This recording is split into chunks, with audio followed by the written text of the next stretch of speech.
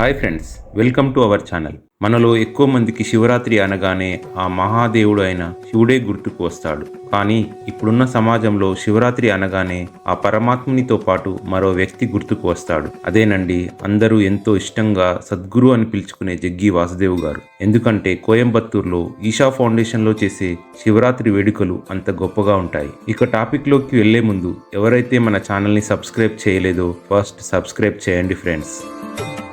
జగ్గి వాసుదేవ్ గారు ఆధ్యాత్మిక బోధనలతో ఇప్పుడున్న బాబాలు, స్వామీజీలలా కాకుండా తనకంటూ ఓ ప్రత్యేక గుర్తింపు సంపాదించుకున్నారు. మూఢనమ్మకాలు లేకుండా ప్రస్తుత కాలానికి అనుగుణంగా తన బోధనలతో ప్రపంచవ్యాప్తంగా ఒక మంచి గురువుగా పేరు సంపాదించుకున్నారు సద్గురు.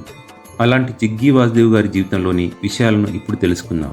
జగ్గి వాసుదేవ్ సెప్టెంబర్ 3, 1957న కర్ణాటకలోని మైసూరులో తెలుగు కుటుంబంలో జన్మించారు. సాధారణంగా తన ఫ్రెండ్స్ మరియు కుటుంబ సభ్యులు ముద్దుగా జగ్గి అని పిలిచేవారు. అలా తన పేరు జగ్గి వాసుదేవ్ గా కూడా పిలిచేవారు. అతను సుశీలా వాసుదేవ్ మరియు బివి వాసుదేవ్ల 5 పిల్లలలో చిన్నవాడు. తన తండ్రి మైసూర్ రైల్వే ఆసుపత్రిలో నేత్ర వైద్యుడు. తన ప్రాథమిక విద్య, ఇంటర్మీడియట్ తర్వాత విద్యపై ఆసక్తి చూపలేదు. అయితే ఒక సంవత్సరం తర్వాత అతను మైసూరు విశ్వవిద్యాలయంలో చేరాడు. అక్కడ అతను ఇంగ్లీష్ లిటరేచర్ అభ్యసించాడు. ఇంగ్లీష్ లిటరేచర్ చదువుతున్నప్పుడు వాసుదేవ్ 2వ ర్యాంకు పొందాడు. అతని తల్లిదండ్రులు అతన్ని పోస్ట్ గ్రాడ్యుయేషన్ చేయాలని కోరినప్పటికీ వాసుదేవ్ అంగీకరించలేదు.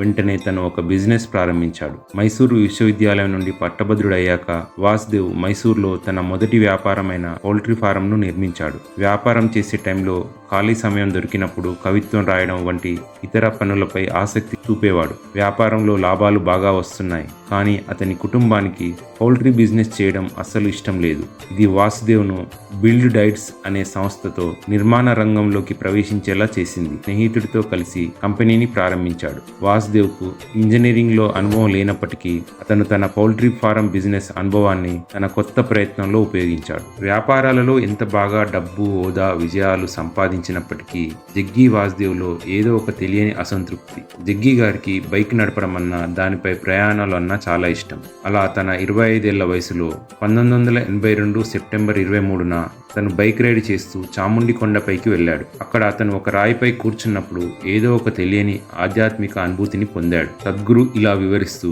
ఇప్పటి వరకు నా జీవితం అంతా నేను అనుకున్నాను ఇది నేనే, కానీ ఇప్పుడు నేను పీల్చే గాలి, నేను కూర్చున్న రాయి, నా చుట్టూ ఉన్న వాతావరణం అంతా నాలా మారిపోయింది. దాదాపు 6 రోజుల తర్వాత వాసుదేవ్కి మళ్ళీ ఇంట్లో ఇలాంటి అనుభవం ఎదురైంది. ఆ తర్వాత అతను తన వ్యాపారాలను తన స్నేహితులకు అప్పగించి తన ఆధ్యాత్మిక అనుభవాల గురించి అంతర్దృష్టి పొందే ప్రయత్నంలో విస్తృతంగా ప్రయాణించాడు. దాదాపు 1 సంవత్సరం ధ్యానం మరియు ప్రయాణం తర్వాత అతను తన అంతర్గత అనుభవాన్ని పంచుకోవడానికి యోగాను నేర్పించాలని నిర్ణయించుకున్నాడు. 1984 శివరాత్రి రోజున జగ్గి వాసుదేవ్ విజయ్ కుమారిని ప్రేమ వివాహం చేసుకున్నాడు. విజయ్ కుమారిని అందరూ విజ్జి అని పిలిచేవారు. ఆమె ఒక బ్యాంకులో జాబ్ చేసేది. విజ్జి, జగ్గి వాసుదేవ్ గారు వివాహం అయ్యాక వారిద్దరూ ఎక్కడికైనా కలిసే ప్రయాణాలు చేసేవారు. విజ్జి యోగా నేర్చుకుంది. తన భర్త యొక్క ఆధ్యాత్మిక విలువలు, తాను ప్రజలకు చేస్తున్న సేవను చూస్తూ తను కూడా ఈ ఆధ్యాత్మిక దారిలో కొనసాగడం జరిగినది. సద్గురు తన భార్య విజ్జితో కలిసి తన ఆధ్యాత్మిక గురువు అయిన నిర్మలానంద గారిని 1996లో కలిశారు. నిర్మలానంద గారు తాను తన శరీరాన్ని వదిలి వెళ్తున్నానని చెప్పారు. అప్పుడు తన భార్య విజ్జి ఆ మాటలు విని తాను కూడా అలా చనిపోతానని చెప్పేది. అప్పటికే విజ్జి గారికి ఆరోగ్యం బాగోలేదు. తాను ఇక కొన్ని రోజుల్లో చనిపోతుందని తనకి కూడా తెలుసు అని వాసుదేవ్ గారు ఒక ఇంటర్వ్యూలో చెప్పారు. 23 జనవరి 1997న విజ్జి గారు మరణించారు. 1990లో విజ్జి కుమారి మరియు జగ్గిలకి ఒక కుమార్తె జన్మించింది. ఆమెనే రాధే చెన్నైలోని కళాక్షేత్ర ఫౌండేషన్లో భరతనాట్యంలో శిక్షణ పొందింది. ఆమె 2014లో భారతీయ శాస్త్రీయ గాయకుడు అయిన సందీప్ నారాయణన్ను వివాహం చేసుకుంది. కానీ విజ్జి అమ్మా నాన్న తమ కూతుర్ని జగ్గిని చంపాడని కేసు పెట్టారు. కానీ అన్ని ఆధారాలు పరిశీలించాక విజ్జి గారిది సహజ మరణమే అని ఆ కేసును కొట్టివేయడం జరిగినది.